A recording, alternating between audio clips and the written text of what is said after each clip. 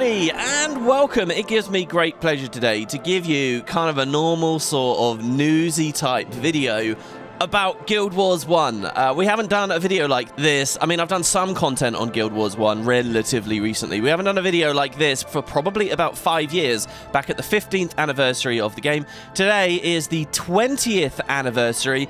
Obviously, that's a big number. Obviously, a lot of us had high hopes. And, well, Arenanet have made a release. There is a content update to Guild Wars 1, including some things that they had announced last week and some special surprises, which have really pushed the update over the edge and got me very, very excited. So, as a quick recap, on the previous anniversaries, the kind of things we've got have been like adding new weapons. They did really well at the 15th, 5 years ago, where they added new elite skills. That felt very special because there was actual like art associated with that update, you know, with the new skill icons and so on. And, you know, that really did change things for the player. There were PvE elite skills, kind of a new category, a new idea. And so now when it comes to the 20th anniversary, we're looking back 5 years ago and saying, hey, are they going to up the ante, or at least they're going to hit the same level that they did for that anniversary? Are we going to get balance-changing stuff? Are we hopefully going to get new skills? Are they going to, you know, enact some of these ideas about more hero access or new heroes, as some people want, like Sin and Devonna and stuff? PvE skills on heroes, any of these kinds of big ideas. In fact, last year I wrote a really, really long video that I ended up not releasing because I didn't think the quality was quite there, about all the cool balance ideas they could push into the game. And the 20th anniversary was a really good time to do it. So I think it's fair to say a lot of us have had our eyes on this. Early reveals coming in, as I say, last week, didn't have too much along those lines. They do have some cool updates for us, but in terms of like actually affecting balance and some slightly more meaningful content, I don't know. It didn't really look like they were doing anything. But thankfully, they held off a surprise, and it's pretty cool, I have to say. So let's jump in. First things first. It's the 20th anniversary, so they're doing a sale. I don't normally talk about this kind of stuff on my videos. Oh, Guild Wars is doing a gem store sale. Oh, here's another discount here. But to be honest, this is Guild Wars 1. If it gets funding, if more people are interested in actually picking up and playing it and buying it, now is a good time, and I'd like to see them, you know, have some metric that says, here's some money, and, you know, maybe encourage them to put a little bit more content into the game. So yes, there is a very big sale at the moment. The game is on the deepest discount it has ever been in all 20 years. Just for this is 80% off. And they've added a new edition you can buy. They've called it the Masterpiece Collection, which has a really nice ring to it, actually. And it's a very, very good edition. It has all the campaigns, so Prophecies, Factions, and Nightfall. That's the meat and potatoes of the game, really. A huge amount in there. Plus Eye of the North. Now that's distinct being bundled in there because if you buy this game on Steam, they come separately. You get the 3 campaigns under one purchase, and then Eye of the North is another, which is kind of annoying and a little bit of a trap. Arenanet offer all of them together on their website, so I guess that's because they don't want to give Valve a cut. It makes sense, right? This Masterpiece Collection, on top of that, though, also gives you the bonus mission pack, all the bonus weapons and, you know, summoning stone and extra stuff you'd expect, and 4 generalized storage panes. Now, I think those panes are exclusive to that edition. They seem new to me. You got to remember that Guild Wars 1, even through all of its heyday, didn't really have a gem store, and it didn't do the generalized storage pane thing until, like, way later. This is an edition that starts you off with a bunch of bonus ones, which is pretty nice, and the whole thing is 80% off. It's like £7 for all of that. Pretty good. That's just on the website, as I say. On Steam as well, though, they do have the big discount. So it's like £4 for all 3 campaigns, stuff like that. Pick the platform you like. I will say, sort of separate, I guess, to this 20th anniversary, they also very recently revealed they're doing a lot of work for Steam Deck control schemes. So you can play Guild Wars 1, you know, handheld, and they have a bunch of infographics. I'll put some on screen for you guys here. I don't have a Steam Deck, so I don't know how this works, but you don't need the game to be in your Steam library to use the Steam Deck, do you?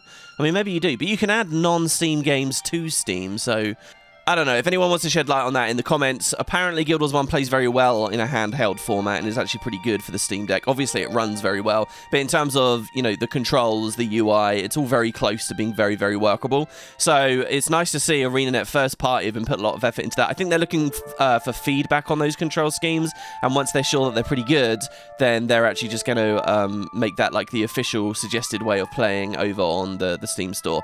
So it should be pretty cool. So anyway, there you go. That's the sales. That's kind of the lesser of the exciting things that's going on. Let's jump on in. First of all, we have new weapons dropping throughout the world. The Promotional Weapons.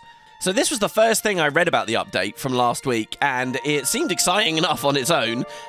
Straight from the horse's mouth, here's what the patch notes say. For the full list of limited weapons now permanently available as rare drops, you can check out a page where they got a big list of them. I've gone through the list. Here's what they say as an overview. Various weapons previously limited to pre-order bonuses or special promotions, and a few weapons that were previously exclusive to the PvP reward system have been added to loot tables all across Tyria, Cantha, Ilona, and Eye of the North. In some cases, weapons are only dropped by enemies in their associated campaign, and that link at the top will actually, list what drops where. And they also say these weapons are low drop rate and only appear at rare quality. This could be cool for like the end game trader economy, because depending on how rare these genuinely are, people will want them. There's a newness to them, there's a novelty. What I will say, now I mentioned this on a stream the other day, a lot of the skins don't really look that cool. Sorry, it's Guild Wars 1, they're very low poly models, the textures are very deep fried. A lot of them look like just kind of very small tweaks of pre-existing weapons as well. So it's not that exciting to me. There are a few cool ones. There was a special shield, I didn't know about this. There was a special shield release for Japanese players. Only if you were a Japanese player on a Japanese server at the 1 year anniversary of Guild Wars 1 in that territory, you could get this shield. It was basically the same skin as an existing shield, but it has like the Japanese character for the word 1 on it, and it does look quite fancy, and it's like black and gold and quite regal looking. I think visually that does look the best, and Arenanet actually note as well with regard to that specific shield, outside of all the other drops, they say this one is exceptionally rare. So I don't know what that really means for drop rates. I don't know if it means that still, nobody's found one and maybe we won't see one drop for a few weeks, a month maybe. But that could be kind of a hyper prestige thing. And that excites me. It's nice for Guild Wars 1 players to actually have things to go for that just aren't these crazy, elusive minis, which we'll talk about in a moment. And that Japanese shield kind of fits the bill. There are some other notable skins. I think a few look kind of fancy because they came from designer weapon contests, where the community would do really cool concept art and then it would get implemented in games. Stuff like the Celestial Compass came from initiatives like that and do look really badass. The funniest one probably is when they mentioned PvP skins here, there is a sword that I think in game is called a machete or something, but it looks like a giant dildo. It looks like a giant penis with a big head on there. And it was previously only in PvP. Now you can grab one of those anywhere, and I do kind of genuinely wonder if just for the joke factor, people will be buying that one. So yeah, new weapons that will be dropping. One of the ways that Arenanet could have done this is they could have put them onto specific quests and said, okay, well look, Sorrow's Furnace is cool, but people don't really have much incentive to do it anymore. Let's put it in there. Or maybe a struggling challenge mission. Nobody really does a certain challenge mission. Let's throw it in there. Or maybe even one of the PvP game types. They kind of went for this broad overview attack with it, which suggests to me maybe they didn't have too much time with the update to do lots of bespoke little things and little ideas. And it would have been cool to see, like, this Japanese shield got exceptionally rare. Couldn't that have been like a format? Couldn't there have been a few exceptionally rares, maybe dotted in for each campaign? But overall, this works. And it means if you're ever going to do another playthrough of Guild Wars 1, ever now, maybe you're someone who's picking up in this recent sale, or maybe it's next year, the year after, you have a chance to get totally new weird things dropping. And I think that's actually quite exciting. So moving on to the next big update, I just alluded to them a second ago, minis. Now, why might it be good that we've got these new weapons to stimulate the sort of the big economy, prestige items? Well, because minis are also now available. Again, let's read the patch note, just to be clear. They say, additionally, there is a new series of permanent quests which allow you to revisit the stories and endgame areas of Guild Wars in hard mode. They're permanently available for Maurice, the Sworn to the Seas, and Embark Beach. Maurice is one of like those 4 NPCs. There's like I think there's one themed for each element, really, and they're often involved in all of these anniversary quests. These are permanent quests, though. They're not just with the festival. You can do these new quests at any time. And so I haven't actually played one just yet. Probably in the footage in the background you'll be watching me do that, but I'm recording the commentary first. I think what they do is they basically just ask you to go back and do various hard mode quests. So challenging stuff, but with the power creep and stuff in the game now, I think that's the kind of thing people are looking for. And these quests reward a series of miniatures previously only available in limited numbers as prizes from conventions or contests. To preserve the value of the original pre-release items, these cannot be traded between players. This is huge, guys. So, yeah, back in Guild Wars 1's heyday, we're talking about 2007, 2008, 2009, maybe, really just that window, a long time ago now. There were occasionally promos with different magazines where you buy the magazine and you get a code and then you can unlock a special mini. For example, my main story is the mini Naga. There were only like 911 of them that were ever really added to the game. I think they gave some away from PvP tournaments. Back when I used to play the game back in the day, I farmed the Domain of Anguish as much as I could to buy one of these things from another player, because I knew that they were going to get very, very, very rare. In fact, I remember around that time as well, frantically searching on eBay for any, unopened copies. I think it was like Game Informer magazine or something of the magazine, in the hopes that there'd be an unused code.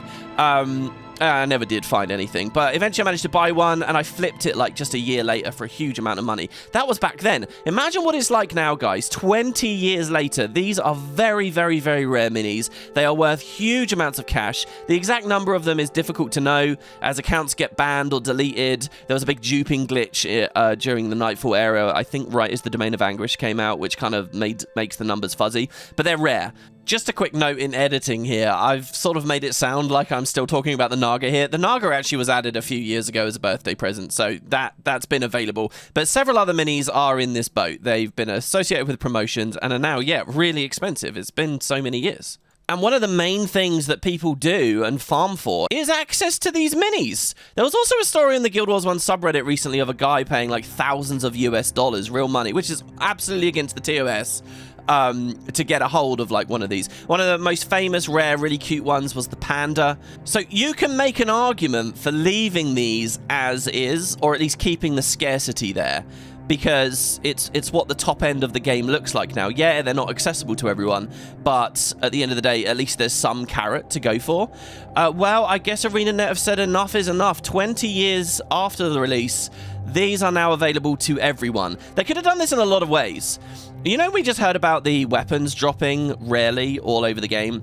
I sort of feel like that's what they should have done for the minis, and they should have had the weapons on farmable quests. But they did the inverse, which basically has nuked the value of the minis. They're not really worth anything more. Basically, now you can go in-game, you can get a panda for yourself, and that's cool if you love the aesthetics of the panda, but it doesn't kind of have any value, really, anymore. Now, yes, they do say in these patch notes that the actual original ones are tradable, and these new ones are not tradable.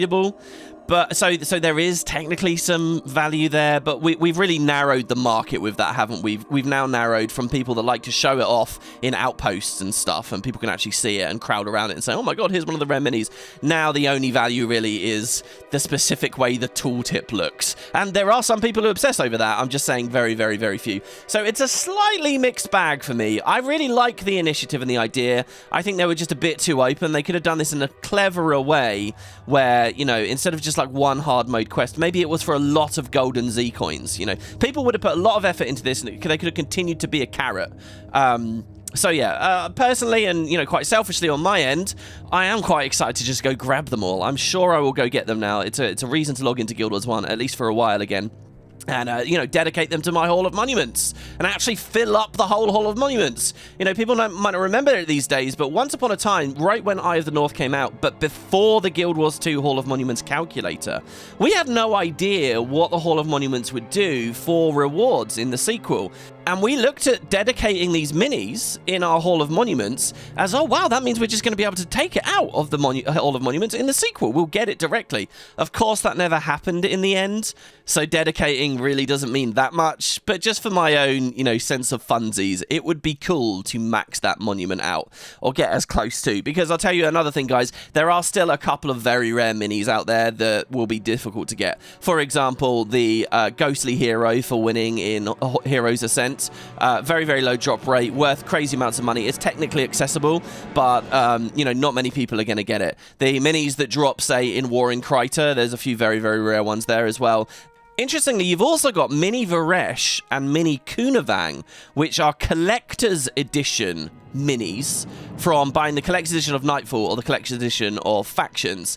And in those case, they are not on the list. They have not come in on the 20th anniversary. So weirdly enough, they've kind of become like the new panda, if you will. They're some of the rarer ones now. Although there's definitely a lot more around. Kunavang is certainly the rarer of the two. I actually, I had Kunavang. I might have even had 2 Kunavangs because I bought a couple of Factions Collector's Editions way long ago. But they're not on my account. I must have sold them at some point. I really don't remember. And now I'm really kicking myself thinking, man, I should have kept Kunavang. I do have one dedicated in my Hall of Monuments at least, though, so there is evidence I had it once upon a time. And yeah, that's it really, guys. This last note here on the patch notes, they say in the case of the miniature Grey Giant, the new quest rewards the broken toy, which is needed to start the quest, the Toys Story. The miniature Grey Giant received from the quest is not tradable. So that was, again, another magazine promotion, but it was that extra bit special in that they had a whole quest tied to it as well. But you could only access the quest with the broken toy, which used to come from the magazine, but now it will come from Maurice Sworn to Seize. So, you know, for me, that is new content. That will be a secondary quest that I have never, ever, ever done before, and now I'll get to go in and try it out.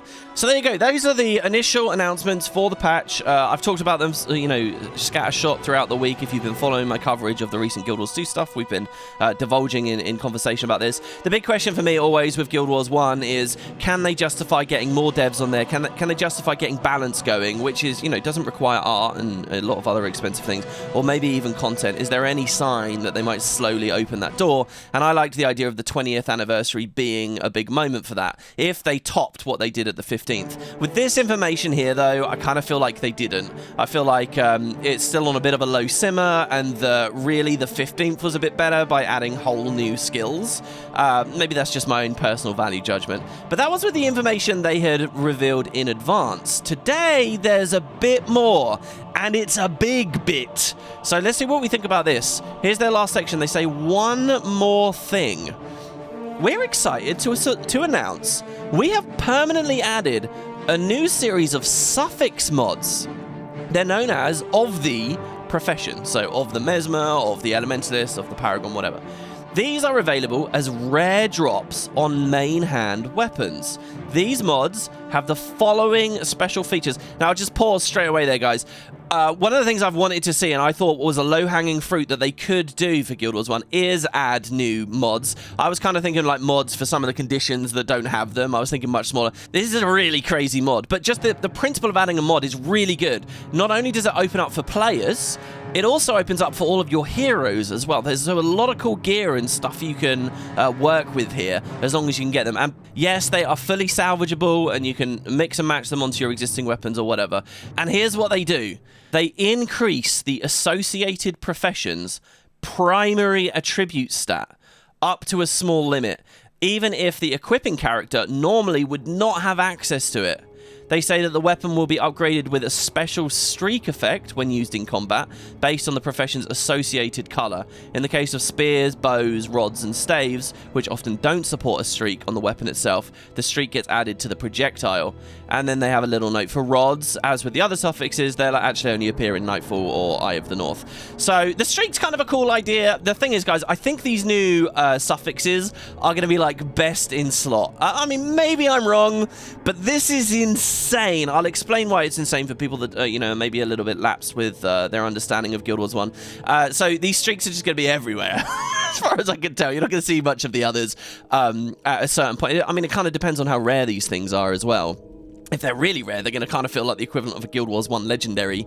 Kind of goes against the core ideas of the game to have something really rare that's so good for the gameplay, but, you know, the mechanics and the stats. So these are disabled in PvP, by the way. You won't find them here. What does it mean to get the primary attribute of another profession? Well, usually in-game, when you secondary class, so say I'm an assassin and I go ranger, I don't get expertise. I don't get their primary attribute. And what's special about the primary attributes is they don't just scale your skills, they have an inherent like bonus to them as well. So expertise reduces your skill costs and is basically an energy saving mechanic.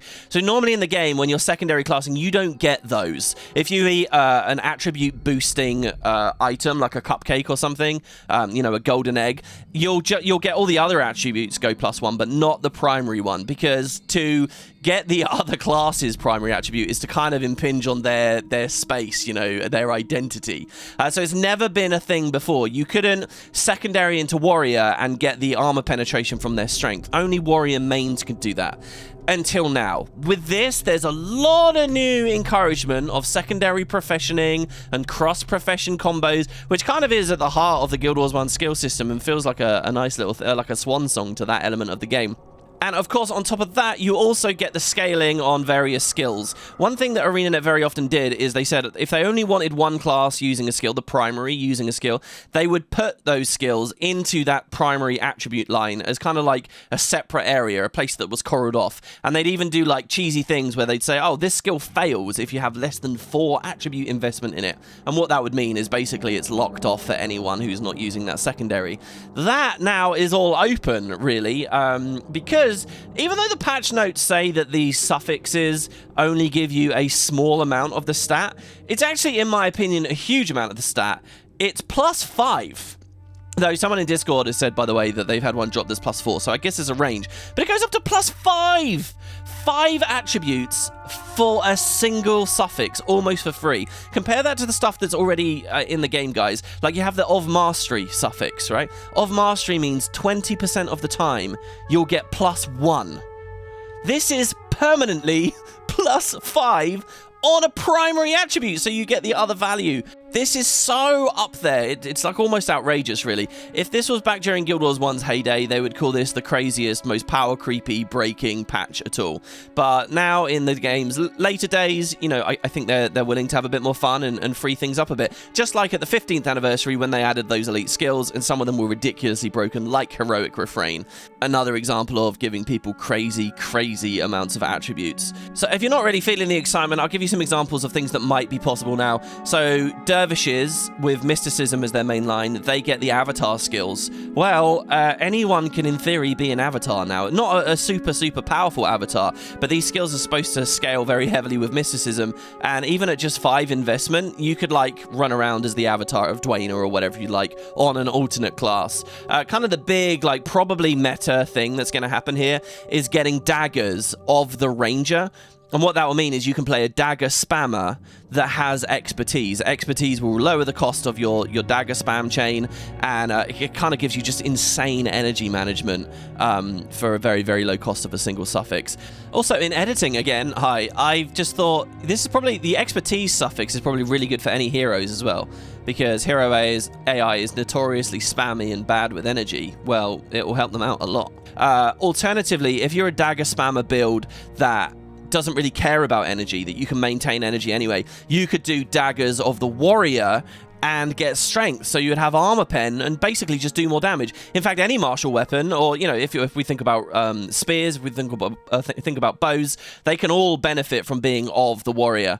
Another really cool one is spawning power on a necromancer main, so you can have your big flesh golem, the strongest possible flesh golem, and actually put some spawning power on there as well to make it that little bit meatier, kind of fun.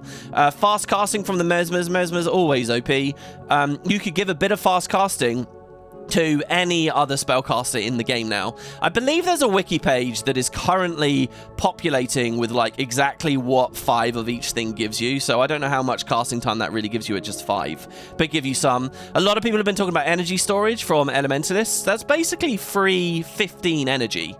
Obviously, if you're using a lot of skills, not spells, probably expertise is still the way to go, but if you're a caster, then the +15 might be nice. Critical strikes from the assassin, also pretty good, a bit like the strength thing. Everyone can be critting a bit more. And that also opens up some skills like critical eye, critical agility for an increased attack speed on any non-assassin. That might be alright, might be a bit fiddly, but it could work. Sadly for monks, now again, one of the things I've been proposing is I would love a series of balance patches, one looking at armor and armor ignoring damage, one looking at equipment, adding suffixes and things a bit like this. I would love a dedicated patch for monks. I've also got Paragon on my wish list. Monks really have fallen out of favor, and monks don't really benefit much here either. Well, monks do benefit because they can get the energy storage or whatever and actually benefit their skills. But I mean, the divine favor line itself, the of the monk suffix, probably isn't very good. Why? Divine Favor does very little. There's not really any great skills, I think, that will scale with you there. But also, the inherent bonus on it, healing more. That sounds cool. Yeah, I'll combo that with my Ritualist and make my Ritualist healer even stronger or whatever. But it specifically says Divine Favor only procs on monk skills. It's really hamstrung, guys. Divine Favor to me looks like the biggest loser of them all, and that's a bit of a shame. But those are just some of my preliminary thoughts. As someone who hasn't been playing the game for about 9 months, I'm sure there'll be some very, very fun theory craft and stuff going on at the moment. And I'm keen to see where it goes. Another thing I think is really fun as well is I like weapon swapping. Back when Guild Wars 1 was in its heyday, I didn't really do it very much, but weapon swapping's pretty fancy and pretty fun. I like swapping to my shield set if I'm getting pressured or whatever. You might actually find weapon swapping before casting whatever skill, like say one of these dervish avatar skills, and then swapping back to your other set. That's kind of encouraged in a way, and I think that's engaging gameplay and kind of a fun little side effect here. And the fact that these all work on heroes, as I say, wow. Lots of fun things to do.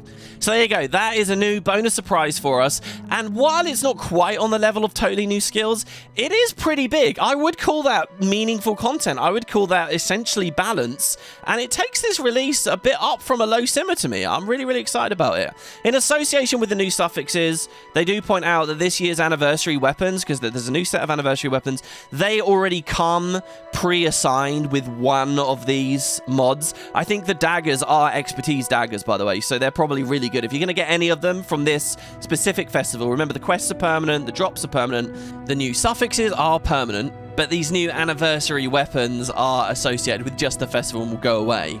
I would suggest you get the daggers if you're going to rush in at this time, because they're probably pretty goddamn good. A lot of the other ones, I don't know, they seem a bit hit or miss. Back at the 15th anniversary, they were all kind of references to Guild Wars 2 elite specializations. Like you had a fast casting shield, it was a reference to the Chrono, or a scythe with soul reaping, it was a reference to the Reaper. I don't know whether there's anything specifically referential going on this year, or it was just stuff that the devs supposed would be fun. Last but not least, that's the majority of the patch, really. They do have some small goodies here.